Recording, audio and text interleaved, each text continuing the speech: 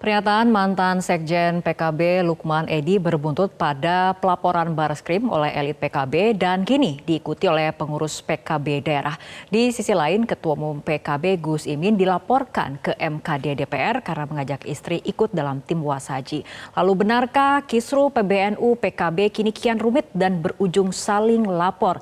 Kita akan membahasnya bersama Wakil Sekretaris Dewan Syuro PKB Maman Imanul Haq, mantan Sekjen PKB Lukman Edy, serta analis politik Indo Strategik Ahmad Hoirul Umam. Selamat malam, Bapak-Bapak. Selamat malam, Mbak Fitri. Malam, Baik, saya ke Pak Lukman Edy terlebih dahulu. Pak Lukman Edy, bagaimana respon Anda setelah Anda dilaporkan ke Bareskrim dan hari ini pengurus PKB di tingkat daerah juga melaporkan Anda ke polisi? Ya, memang beberapa hari yang lalu kita dapat forward dari teman-teman cabang-cabang itu ada perintah instruksi langsung dari DPP untuk DPW-DPW dan DPC-DPC seluruh Indonesia melaporkan saya ke polisi, ke Polres, kalau DPC ke Polres, DPW ke Polda, ya, dan DPP ke Mabes Polri mungkin ya, atau ke Bareskrim gitu. Ya, itu bagian dari panic situation yang diciptakan oleh Caimin, ya, kemudian mendorong seluruh struktur untuk melaporkan saya secara sistematis. Nggak apa-apa, saya siap aja, ya, saya akan hadapi itu. Bahkan bagi saya itu adalah forum untuk saya menjelaskan kepada publik dan menjelaskan kepada pihak-pihak yang berwenang di mana selama ini mismanajemennya PKB itu kalau memang itu diminta untuk disampaikan. Ya tentu dengan bukti-bukti, dengan dokumen-dokumen yang kita miliki. Ya, saya kira seperti itu. Baik, Pak Maman, betulkah ada instruksi langsung dari DPP ke DPW untuk kemudian melaporkan Pak Lukman Edy ke polisi, dan apakah memang ini bentuk panic situation tadi yang dikatakan oleh Pak Lukman Edy? Jadi kalau instruksi langsung dari DPP ke DPW atau DPC dan sebagainya itu jelas tidak ada. Tapi yang pasti ketika kami berkumpul dalam sekolah pendidikan politik, lalu di beberapa tempat kita mendengarkan keluhan-keluhan dari beberapa kiai, misalnya Dewan Syuro, apalagi muncul pernyataan dari Saudara Lukman Edy seperti itu, maka itu inisiatif sendiri dari baik itu beberapa DPW seperti DPW Jawa Barat, lalu DPW Jawa Timur, lalu teman-teman DPC. Saya rasa itu hal yang wajar ya di tengah kita sedang mensyukuri kemenangan kita di 2024, tiba-tiba muncul pernyataan dari orang luar seperti yang dilakukan oleh Saudara Lukman Edy, maka terjadilah aksi itu memunculkan reaksi. Saya rasa sesuatu yang menurut kami wajar aja teman-teman DPC atau DPW melakukan itu untuk sebuah pembelajaran politik bahwa apa yang dikatakan tadi misalnya oleh Lukman Edy bahwa kita perlu untuk transparansi akuntabilitas yang dilakukan hari ini lalu dipertanyakan oleh orang luar.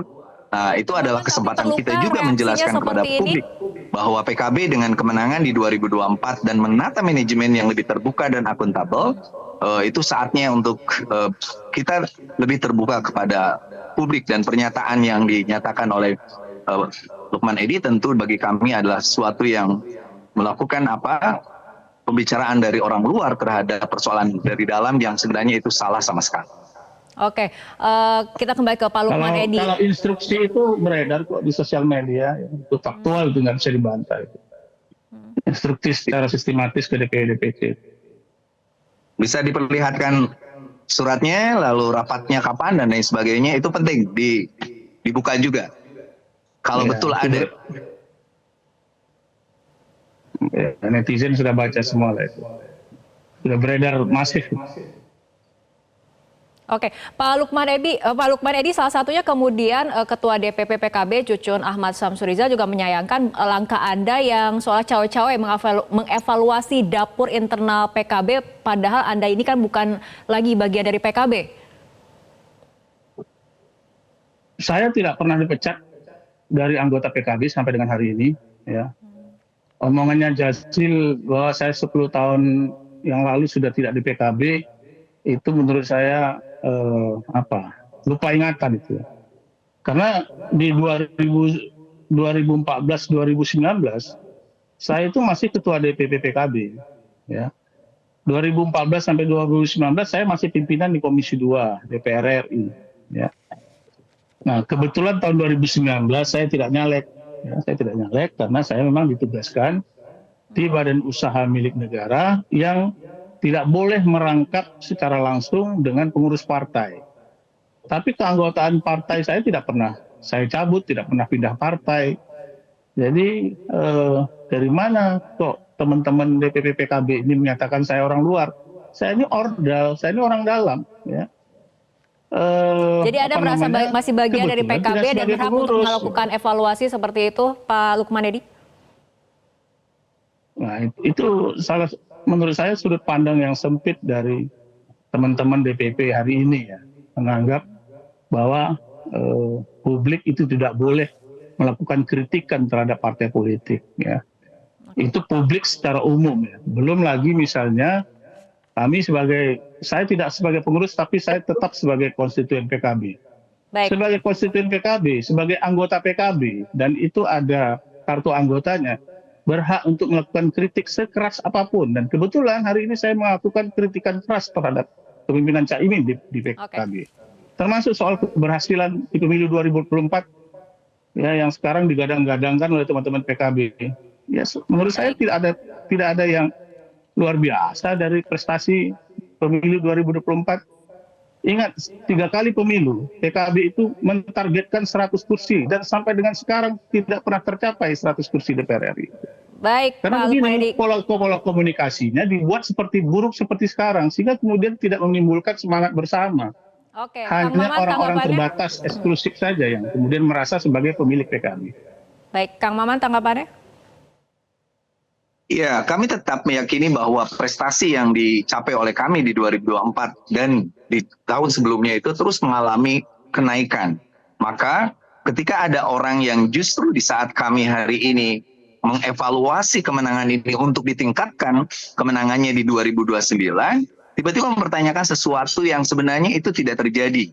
Misalnya, rapat-rapat yang kami lakukan selalu ada transparansi dan akuntabilitas, baik soal keuangan, termasuk menggunakan bagaimana sumber daya kita, baik itu keuangan dan sebagainya, untuk lalu memperkuat PKB, bukan hanya di wilayah Jawa, tapi sekarang sudah menjadi partai politik nasional. Maka kalau tadi perlu ada kontrol, ya kita tentu setuju soal controlling itu. Termasuk kita akan mengevaluasi juga mengkontrol posisi-posisi pejabat-pejabat publik seperti jabatan yang diemban oleh Pak Lukman Edi. Ini tentu sesuatu yang menurut saya ya positif sama-sama, tetapi dasar kita adalah dasar bagaimana caranya kontrol kita terhadap partai politik dan sebagainya didasarkan oleh fakta, didasarkan oleh sebuah keyakinan bahwa kita ke depan akan memperbaiki demokrasi ini betul-betul dengan menguatkan kembali partai politik, dan itu dilakukan oleh Partai Kebangkitan Bangsa melalui kepemimpinan Gus Muhaimin di semua level, termasuk juga diskusi-diskusi, termasuk misalnya melibatkan Dewan Suro.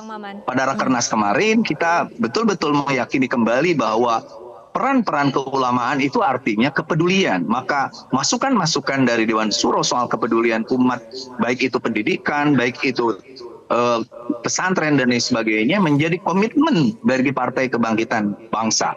Itu aja sebenarnya yang dipertanyakan oleh teman-teman itu. Oke, baik. Saya ke Mas Umam terlebih dahulu. Kalau debatnya substansi seperti ini, saya senang itu. Debat-debat substansi seperti begini dengan Kang Maman, saya senang, ini yang benar. Jadi kita berdebat sesuai dengan substansi, sesuai dengan apa yang kita koreksi.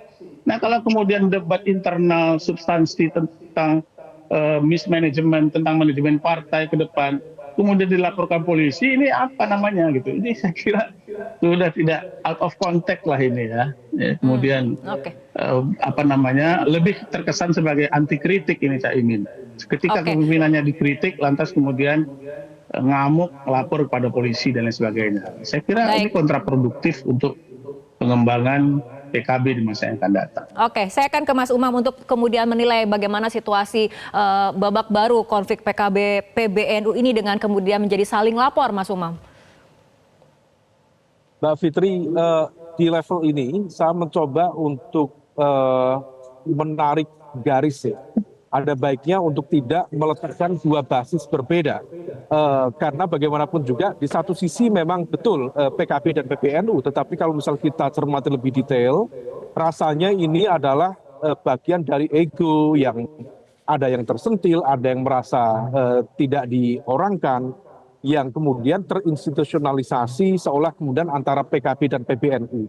Tetapi kalau PKB dan PBNU sendiri itu adalah dua hal yang sebenarnya ya induknya sama, dan dua-duanya juga ini anak-anaknya Gus Dur semua, anak ideologisnya Gus Dur. Oleh karena itu di konteks ini perlu diantisipasi supaya kemudian tidak melebar kemana-mana, karena dinamikanya menjadi cukup light. Kalau misalnya kita cermati ke depan, ini akan ditentukan oleh banyak hal. Kalau misal kemudian pansus haji berlanjut dan kemudian dianggap berpotensi menciptakan instabilitas, juga kemudian menciptakan ancaman dalam konteks isu penegakan hukum yang kemudian mengancam salah satu pihak tertentu misalnya, maka ini akan terjadi eskalasi yang lebih besar. Di saat yang sama, hasil negosiasi politik misalnya nanti menjelang pemerintahan baru, terutama di Oktober 2024 ini, kalau misal kemudian PKB misalnya mampu meyakinkan Presiden terpilih Pak Prabowo Subianto untuk mendapatkan salah satu opsi dari kementerian, salah satunya adalah Kementerian Agama, maka itu berpotensi menciptakan eskalasi yang jauh lebih pelik. Karena bagaimanapun juga Kementerian Agama itu memiliki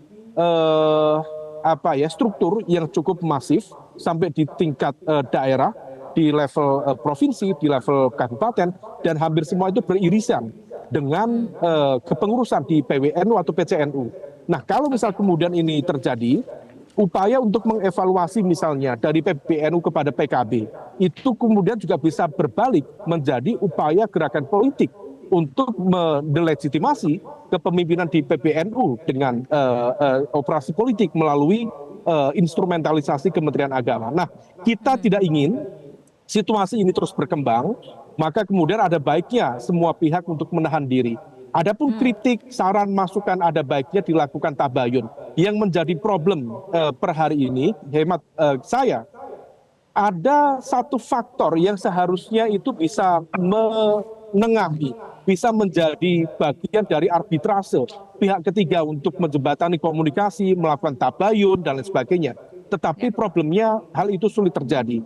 Dalam konteks ini saya berharap misalnya dari Rois Am di PBNU, Rois Am adalah simbol tertinggi dari kepemimpinan di keulamaan Nahdlatul Ulama, termasuk misalnya di PKB ada Dewan Syuro yang juga kita harapkan bisa memainkan peran komunikasi yang lebih baik supaya lebih konstruktif daripada kemudian mengumbar sisi lemah, sisi kurang baik yang justru endingnya lagi-lagi rumus konflik itu ya yang menang jadi arang, yang kalah jadi abu. Sementara kita ini ya saudara semuanya, sedulur-sedulur semuanya. Mbak Fitri. Oke, Mas Umam, kita akan lanjutkan kembali perbincangan. Kita juga akan kemudian menanyakan kepada Kang Maman mengenai Sekjen PKB kemarin juga sempat diundang oleh PBNU tapi kemudian tidak hadir. Apa alasannya? Kita akan berbincang usai jeda berikut. Pemirsa, kita akan lanjutkan kembali perbincangan. Kang Maman, Sekjen PKB ini kan sempat diundang oleh PBNU, tapi kemudian kenapa memilih tidak hadir? Iya, perlu dijelaskan bahwa hubungan NU dengan PKB itu adalah hubungan aspiratif, hubungan historis, dan juga hubungan kultural, bukan hubungan struktural. Maka pada konteks itulah sebenarnya undang-undangnya pun berbeda, undang-undang partai politik dan undang-undang ormas. Maka ketika PBNU membuat pansus seperti itu, lalu kami diundang seperti itu, tidak ada kewajiban. Jadi tidak ada kewajiban secara struktural kami hadir datang di pansus itu. Kami tentu mempunyai prinsip yang sama bahwa seluruh aspirasi politik Nahdliyin itu terus perjuangkan lewat partai politik bernama Partai Kebangkitan Bangsa. Jadi tidak ada hal yang substansi Sekjen PKB untuk hadir di atas undangan apa yang disebut dengan pansus di PBNU itu.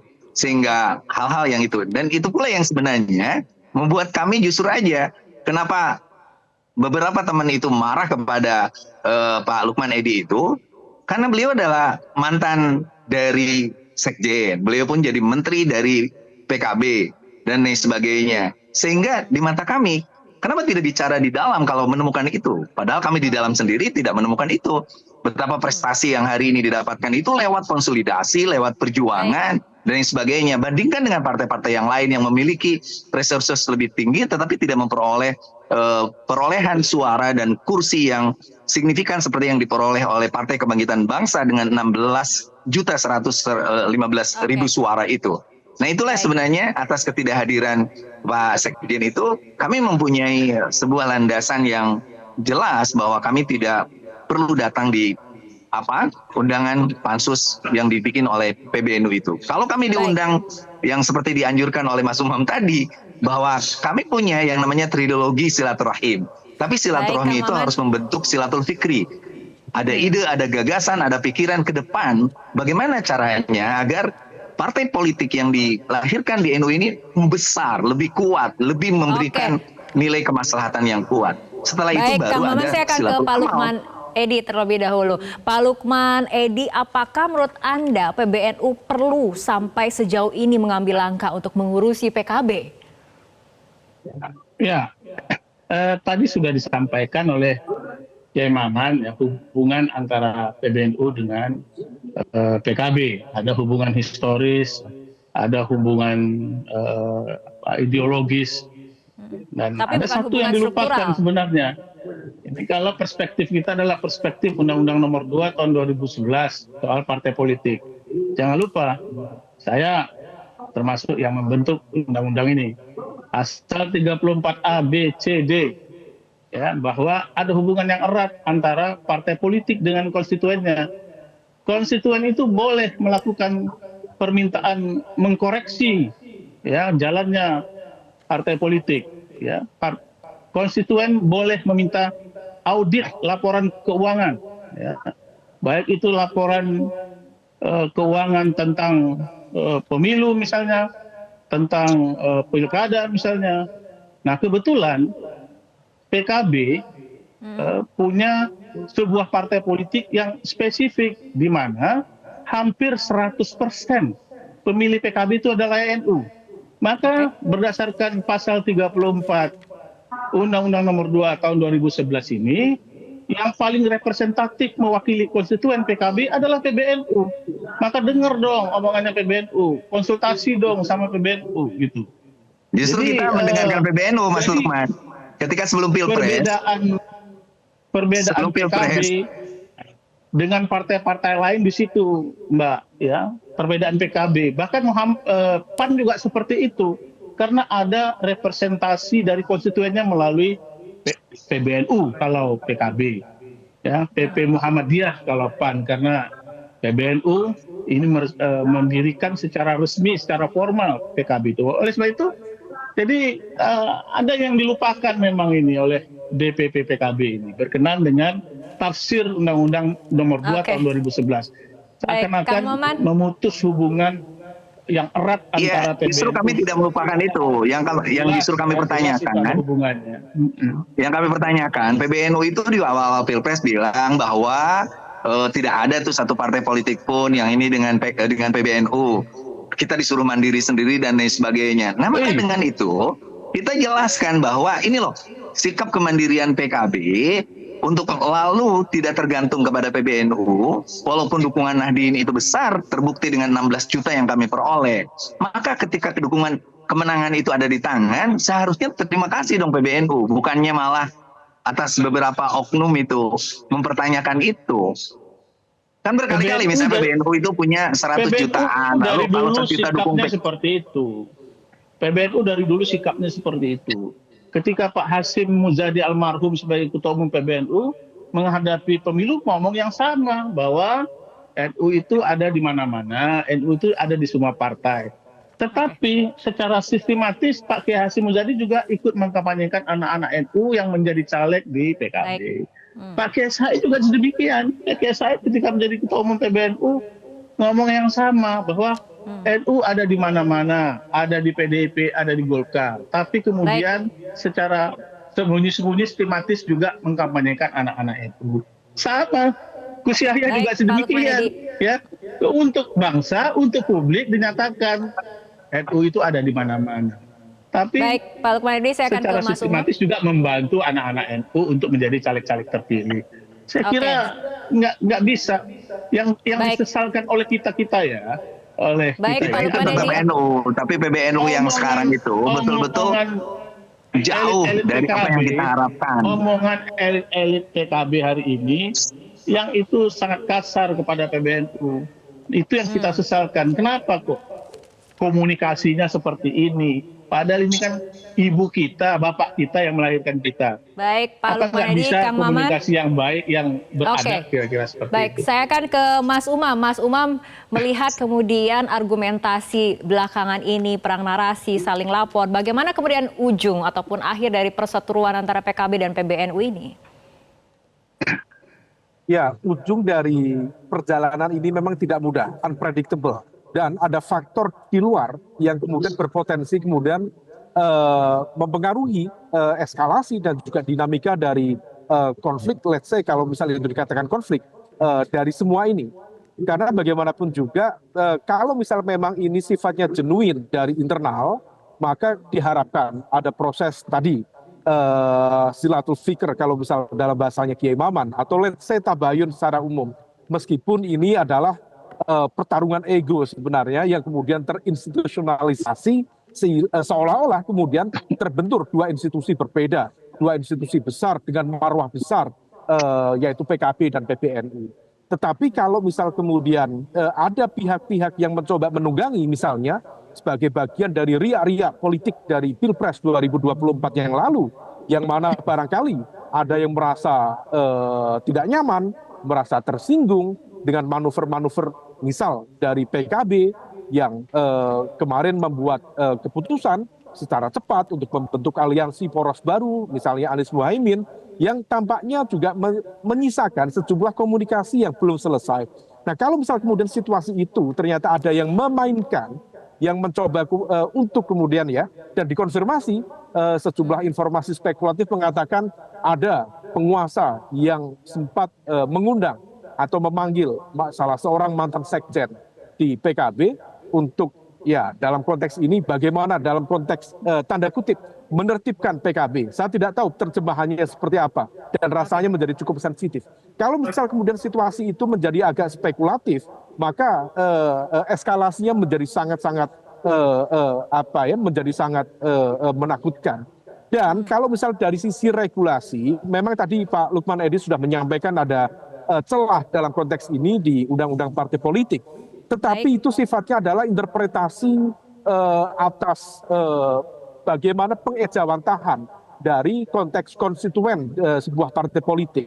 Tetapi di saat yang sama secara kelembagaan dan juga secara aturan mekanisme ADART termasuk aturan undang-undangnya memang berbeda.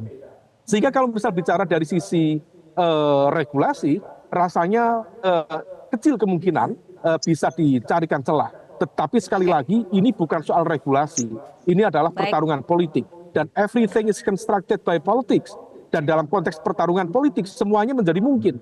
Kalau misal kemudian kita cermati, kalau kemarin misalnya di Partai Demokrat manuver dari Muldoko mendapatkan restu dari kekuasaan, bisa saja itu kemudian men-take over kepemimpinan. Hal sama terjadi di Partai Berkarya yang dicaplok oleh salah satu elemen kekuatan yang notabene juga bukan dari internal juga, tetapi kemudian melakukan manuver dan kemudian mendapatkan justifikasi dan legalisasi dari kekuasaan. Artinya apa? Dalam konteks legal formal tentu itu bisa diperdebatkan, bahkan dengan celah kecil pun bisa dicarikan loophole-nya atau celahnya. Tetapi dalam konteks pertarungan politik, legitimasi bisa dibangun dan keberpihakan dari kekuasaan yang akan datang juga akan menentukan bagaimana arah dinamika dan eskalasi dari situasi saat ini. Mbak Fitri. Oke, baik. Kita tunggu saja bagaimana kemudian arah dinamika dari perseteruan antara PBNU dengan PKB ini. Terima kasih Mas Umam, Pak Lukman Edi dan juga Kang Maman telah berbincang bersama kami malam hari ini dalam Prime Time News. Jelajahi cara baru mendapatkan informasi. Download Metro TV Extend sekarang.